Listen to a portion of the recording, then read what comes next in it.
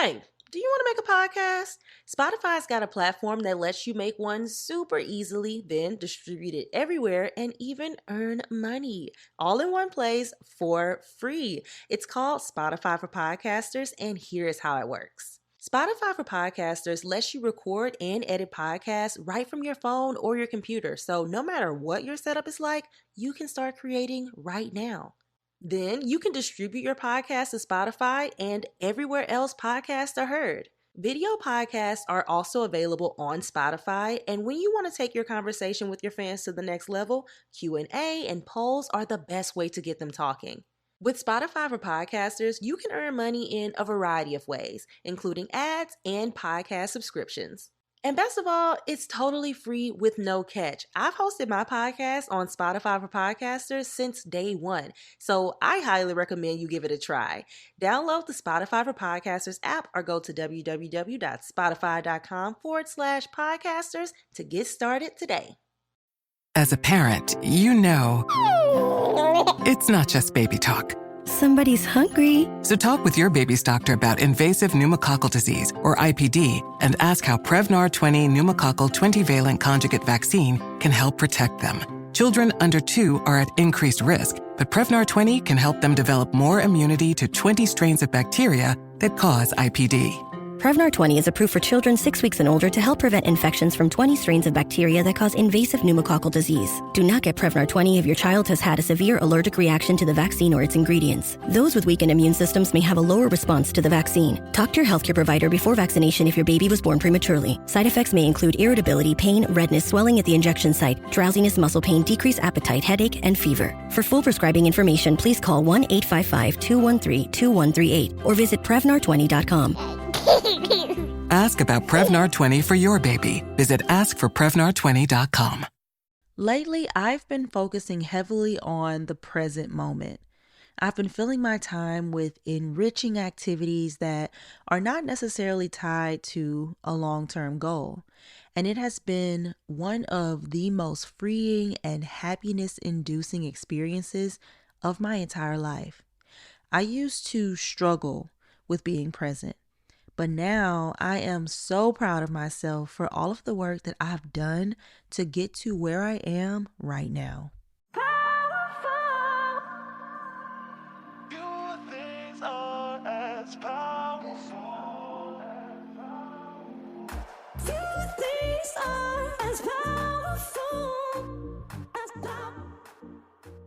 What is going on, beautiful people? You are listening to the Affirmations for Black Girls podcast, where we focus on personal growth and cultivating a healthy relationship with ourselves. I am your host, Tyra, the creative actress, content creator, and mental health enthusiast. And today, y'all, we're going to talk about being present. So what does that mean? Being present, being fully conscious of the moment and free from noise of internal dialogue. So free from worry about the future or free from ruminating on the past. So there are 3 things. Well, actually, no, I added some more to the list. There are 6 things that I want to talk to you guys about that have helped me in the past to be more present. And I want to share those with you today. But first, I want to say happy Mother's Day. Today is Mother's Day. Well, I'm filming it before Mother's Day, but it's coming out on Mother's Day. So happy Mother's Day to all the mothers out there. Happy Mother's Day to my mom, my grandparents, my grandmothers, and my godmother. And I'm also praying for everyone out there who doesn't have their mother or mother figure with them this year. My heart definitely goes out to you. So with that being said, let's jump into our affirmation of the week. So this week's affirmation is, I am alive and well. Let's drop in, y'all. I am alive and well. I am alive and well. I am alive and well. I am alive and well.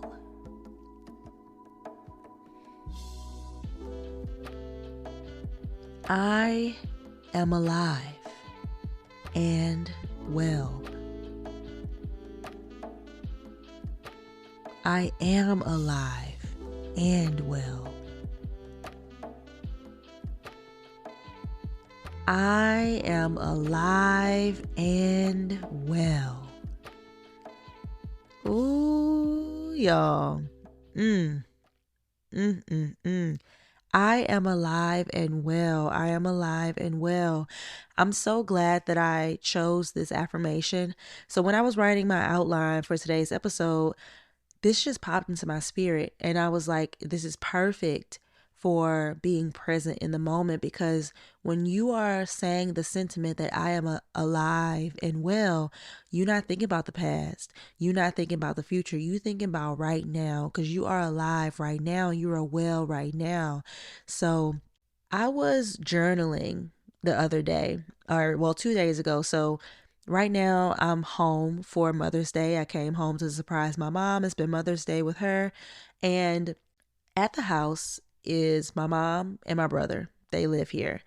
And I was sitting at the kitchen table a couple days ago, and my brother was fixing his breakfast because he was about to go to work. And it just hit me that this experience will not always be here. And what I mean by that is one day my brother is going to move out of my mama's house. So when I come home to visit from LA, it's just going to be me and my mom. I'm not going to have my room next to my brother. I'm not going to be able to wake up early in the morning and watch him cook breakfast as he goes to work. He's going to have his own house. And even when I was thinking about that, I was like, wow, well, things have already changed because we don't live together anymore. We don't ride the bus to school together anymore. We don't ride in the car to school together anymore.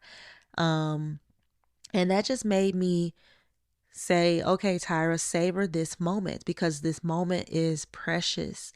And I think that sort of mindset has been the driving factor behind why I want to be present in the moment, because this moment will only last for this moment. And if we spend our time, if we spend our moments worrying about something else, worrying about another moment, then we are doing ourselves a disservice for this moment that we are in. We won't get to experience the fullness of the moment that we are in at this moment. And when I was having that thought, I just said, let me just savor this moment. Let me talk to PJ. Let me just take in everything that's happening right now and just appreciate that I am able to have this moment with my brother, even though, things change, people grow up, time goes on. So with that being said, let's jump into the episode, y'all.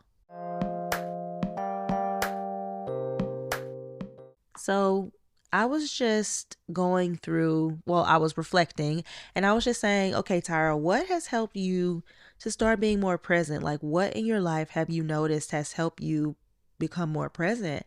And the first thing I will say that has helped me become more present, because, let me start here. Y'all, I used to be a worry wart. I used to always worry. I used to be so worrisome. And I know that I serve an amazing God, but worry was my middle name for a long period of time. And I remember when I was in a previous relationship, when I was in a relationship with the boyfriend that I moved to California with, he taught me about breath work, and we started breathing together. And, that was the beginning process of me diving into meditation and all of these things. But breath work can help bring you into the present moment. So if you are a person who's like, I'm always worrying about the future, I got all of these things on my mind, I got so much to do, all of this, my mind is very noisy, then take out your notepad and write these things down and give it a good try to start implementing these things into your life. Because I was that person. I was you. I was all of you who are saying, I can't be present. Like, it's just so much mental noise going on. That was me. And now I'm able to consciously be present in the moment and also mindfully see what's going on inside as I'm being present, and just I'm able to be so much more grateful for all of the work that I did on the front end to get me to where I am today, and all of the work that I'm doing now that is pushing me forward and propelling me forward into a even more mindful person. So with that being said, the first thing is breath work. Take 5 slow, conscious breaths. Now, when I started doing this, I would just breathe in for 1, 2, 3, 4, 5, 6, breathe out for 6. And I would do that 5 times. And I noticed that the more that I did it, the better I felt. So we always want to do things that feel great to us. So the better I felt, the more that I did it. The more I did it.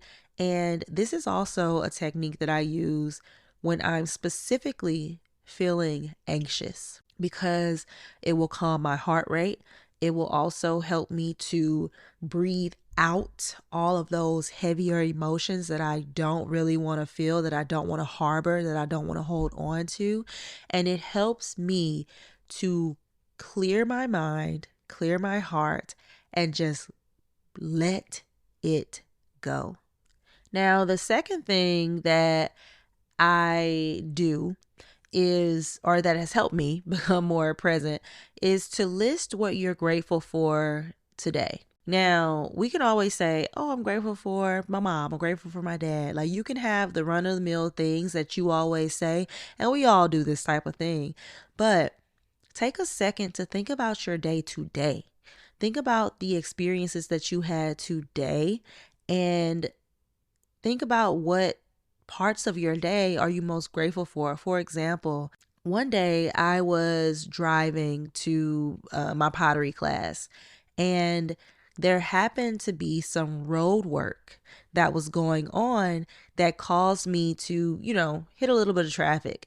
And I started to get annoyed because I was like, why is this traffic not moving? What's going on? It's just road work. Like, y'all go around all of the things. But when I got through the traffic and the road work, I passed a wreck. And the wreck had just happened because the people were still there. They were just getting out of their cars, looking around. And in that moment, I said to myself, thank you, God. And I also said to myself, Tyra, stop being upset because you are in traffic. And granted, I'm not saying thank you, God, it was someone else, but I'm saying thank you, God, for the divine protection you have over my life, because this accident happened on my path that I was already on. So who's to say that if that road work hadn't been there, that I would have been in that exact spot at that exact second that accident was going to happen. Now, it's like, a lot of people don't like to say stuff like that, but the fact of the matter is, it could have been anybody. It could have been me, just like it was the people who actually got into the accident. And it wasn't a bad accident or anything, but I would have said that is something that I was grateful for today. I was grateful for divine protection over my life. Not necessarily saying I was grateful for the road work. That's not necessarily what I would say I was grateful for, but I'm grateful for divine protection. I'm grateful for the hand of God on my life, like the Holy Spirit just watching over me, something like that. So think about what has happened in your day to day that you can list, that you can say that you're grateful for. So for example, let me take today. So today, I'm in Louisiana, like I said, and I got to spend some time with my grandparents today. I also saw my goddaughter today, and I went to Baton Rouge to get some stuff from Target. And I would say today, what I'm grateful for is being able to come home and have a mode of transportation. So my brother let me use one of his trucks to drive to our grandmother's house, which is about 30 minutes away. So I'm grateful that there was a surplus of transportation here. So I was able to see my grandparents. So I was able to take that 30-minute drive to go and see them. I'm also grateful that I have my grandparents and great grandparents in my life. I still have two great grandmothers, and I saw one of them 2 days ago, but I have to see my other great grandma. But I'm grateful for all of my grandparents and my great grandparents and being able to fellowship with them and spend time with them and make more memories with them. I'm super grateful for that. And another thing that I would say that I'm grateful for today, I'm grateful for the relationship that I'm cultivating with my goddaughter. She's 7 years old. She's going to be 8 years old soon. And she is just teaching me so much about life, so much about motherhood, so much about being a caretaker. Even though, I just see her every time I come home or when she comes out to California, she really teaches me how to live a life that is bigger than myself. And I am super grateful for that.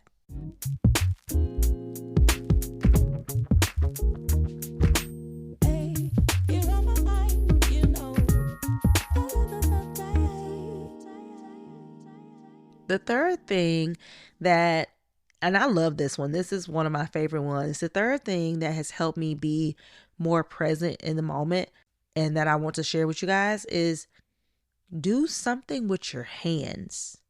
Now, you know how they say the mind is a terrible thing to waste? Well, I believe the hands are a terrible thing to waste just as well. So as I've been talking about on all of my social media, I'm taking pottery. And when you're doing something with your hands, especially something like pottery, you don't have time to be doing 100 other things. You don't have time to be scrolling on Instagram. You don't have time to be worrying about all the things because that clay is going to take your full undivided attention. So I think one thing that I've noticed about being older is that we don't really have, unless you're talking about your actual career and your work, your daily work, we don't really have many things that require our full attention on a daily basis or on a regular basis. So for me, what that looks like is getting into my garden. And when I go into my garden, I leave my phone in the house. I put on some music on my balcony and I get my hands dirty and I do that. I make sure that I'm present in that moment. And before I know it, 3, 4, 5 hours go by and I'm like, oh my gosh, let me go check my phone. I don't know if my mom or dad called me or a friend, So get your hands dirty. Do something or not necessarily get them dirty if you don't want to do that. You might be like, Tyra, I'm not getting my hands dirty, girl. I feel you. It's fine. Do something with your hands. Build something. Write something. Paint something. Take those two hands that you got and get them away from anything digital, anything dealing with social media. Get it away from that and do something that requires your full undivided attention and requires you to be with yourself, be with you. I think that is for me, one of the most rewarding activities or exercises I do to be more present. And for me, it's honestly the easiest one, y'all. So I suggest this as like one of the first ones you do. The next one is something that it's not hard for me, but I'm still learning how to make it a habit, and that's journaling. So like I said, I was journaling the other day about the epiphany that I had when I was sitting in the kitchen, which is watching my brother fix his breakfast. So journaling has been a very therapeutic thing for me because it made me realize that I talk a lot faster, or I said that right. Y'all, it's late and I'm filming this, so I apologize. But I talk a lot faster than I write. So when I journal, it forces me to sit a little longer with that thought, to finish that sentence, to put the period on the end of that sentence before I move on to the next thing. And it's also building my hand muscles back up because my hand be cramping so quick when I be writing now because we type everything and everything is digital. But anyways, that's neither here nor there.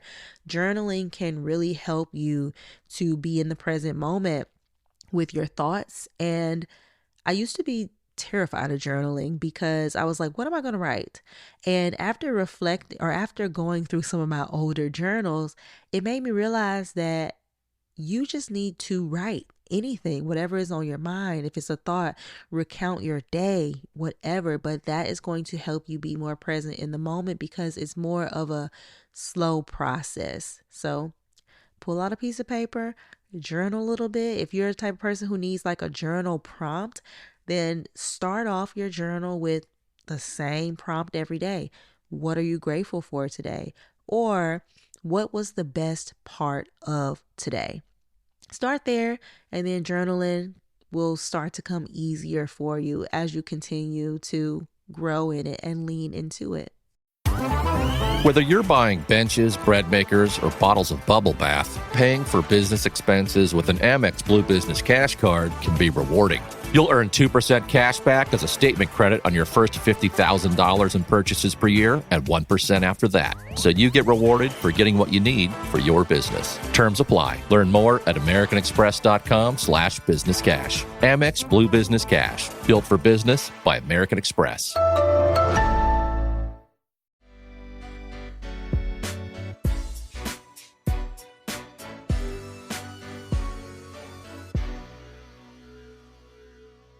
Ooh, now this one is a big one, y'all. So the fifth way to become more present in the moment, or the fifth way that I have grown more present, is to feel your feelings. Now, for a long time growing up, I used to compartmentalize and suppress. And we've talked about this on the podcast before, but I used to suppress my feelings because I didn't want to feel them, quite frankly. But when we suppress our feelings or when we compartmentalize, they are eventually going to show back up either as the same emotion or as something more complex. So keep that in mind when you are feeling something and you don't really want to process it. It really makes it easier if you take the time to sit with yourself and ask all the questions. Okay, Tyra, how are you feeling? I'm feeling this. Okay, why am I feeling like this? And really get to the root of it and not necessarily get over it, but just allow yourself to feel and take inventory of how you feel and what made you feel that way. And in the future, since you were present in that moment, you'll be able to better pinpoint what causes you to feel this way or what triggers you, whatever the situation may be. Being present in that moment and really feeling all the feels will help you out in the long run. And the last thing that I want to share with you guys today, which is a huge thing, celebrate the little things. Now, this is big for me because you guys know that I'm an actress and I need to start celebrating the little wins. Well, I've started celebrating the little wins. I needed to start because I started getting wrapped up in the big picture, and all of the little pictures make up the big picture. So why not celebrate those little milestones as well? Who said that we can't celebrate every single day? Who says that we only got to celebrate on our birthday or celebrate when we get a new job or when you get that booking? No. Me and my friend went out for happy hour when I bought my first big girl couch. Me and my friends went out when I paid off that couch. And I just recently got a new agent and I invited one of my friends over and we had drinks and just celebrated the fact that I got a new agent. So think about the things that may not seem so big and celebrate them. Now it don't have to be, drinks and food and all of that stuff. However you like to celebrate, do it. But don't just say, oh, my celebration is just saying good job to myself. No, make it a priority to do something outside of the ordinary for those quote unquote little things. And for the longest, I used to be a little embarrassed about celebrating the little things because I didn't think it was big enough. Everything is big enough. If you're the type of person that feels like some things aren't worth celebrating, listen, You being on this earth and breathing another day is worth celebrating. So anything else is definitely worth celebrating because it's a little more than that. So I challenge you to celebrate the little things. And if you're listening to this right now, think about a little thing that you did not celebrate in the last week. Figure out how you're going to celebrate it tomorrow.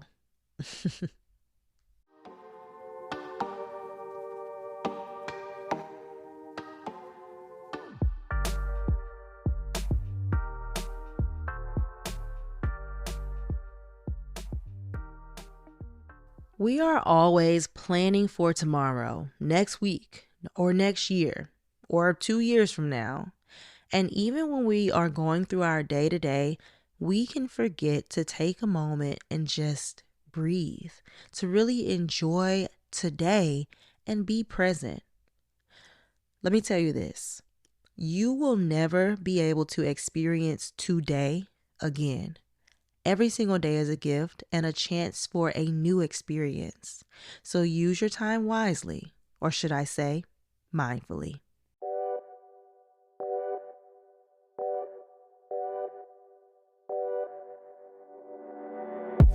Uh-oh, y'all. You know what time it is. It is time for our fun closing segment. And today's fun closing segment is Solo Dolo. Ooh, y'all, we haven't done this in a long time. So this is a segment where I just give you guys an update on my dating life. And to be honest with y'all, it ain't really got nothing going on. So this is going to be a quick little fun closing segment.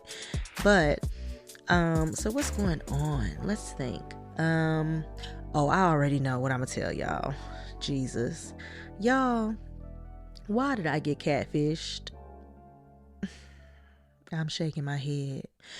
Okay, so I was talking to one of my friends and she was like, Tyra, stop saying you got catfished. I'm gonna keep saying I got catfished because I think I got catfished, and I want y'all to let me know if y'all think I got catfished too. So y'all could send me an email to respond, or y'all could send us a DM on affirmationsforblackgirls on Instagram. Let me know your thoughts on this because I want to hear from y'all on this one. So anyways, this will happen, y'all. Why was I on Hinge? And I matched with this guy and he had pictures. Obviously. He had some full body pictures. He had some selfies, a whole bunch of different photos, right? And I was like, oh, okay. He seems cool. So I matched with him and we started talking and he invited me on a date. I said, okay, cool. We can go on a date. This is fine. Now, I messed up because normally before I go on a date, I will FaceTime the person to make sure that they are who they say they are. Amen. But this time I was like, you know what? I'm going to just go on a date. We don't have to FaceTime. Bad mistake. So, y'all get on the date and he don't look like his pictures. He does not look like his pictures. So I show up at the date. I'm dressed really nice. Well, not really nice. I got on jeans. We did like a early dinner.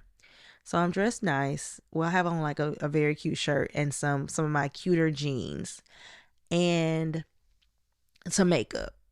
So I get there and I didn't even recognize that this was the guy because he did not look like his photos. Now you may be like, Tyra, what you mean he didn't look like his photos? Y'all. So in his photos, for one, he had a low fade. Or no, he didn't have a fade. He had like braids. He had braids that were brown or like, regular hair color. When I showed up there, he had blonde hair, blonde tips, not the whole head. Jesus, the whole head was not blonde. But he had blonde hair. And then, and I'm going to preface this by saying, I do like all bodies, right? I do not have anything against bigger guys. That's not what I'm saying in this, because I do like me a thick zaddy every now and then. I really do. But this guy, in his profile, if I had to pick like a size, he looked like athletic build, I don't even know how to tell y'all. He looked small, not skinny, but like, an average size guy. And that maybe played sports or, something like that. I get to the date and he looks nothing like that. He is way bigger than the photos, and not even in a sense where it's like, oh, okay, we know people don't really look like their photos all the time. It was significantly bigger than his photos, and I didn't recognize him. And he was like, Tyra, hi. And I was like, hi. So long story short, I stayed on a date, but he acted like he looked like his pictures the whole time. And I don't think that's fair. How are you going to not put pictures about, like, how are you going to have a profile and put old pictures up there? Pictures like you don't look no more. Because the way you look right now, it's been a minute since you updated those photos. So I'm like, in my head, I'm like, why? Why are you doing the disservice of having these old photos? Because I feel like you're lying to me. I'm like, if you're going to hide your actual self until the date, then what else would you hide for no reason at all? Because you should be, showing who you are, whatever the case may be. Long story short, y'all, I ain't really liked it. So I didn't go on another date with him. But yes, I say that I got catfish because I did not recognize him whenever I actually saw him in person. He didn't look like his photos. So that's my solo dolo, y'all. And I've also been thinking a lot. I saw this tweet on Twitter and I want to read it or read a little bit to y'all. And it's about honest dating. So I'm going to link it down below as well. But it's 21 questions to ask yourself before entering a new relationship. And I started to read this and I was like, oh, wow, these are some great questions. So I'm just going to give y'all 5 questions to ask yourself before you enter a new relationship. So the first one is, am I emotionally available for a relationship? That's a good one.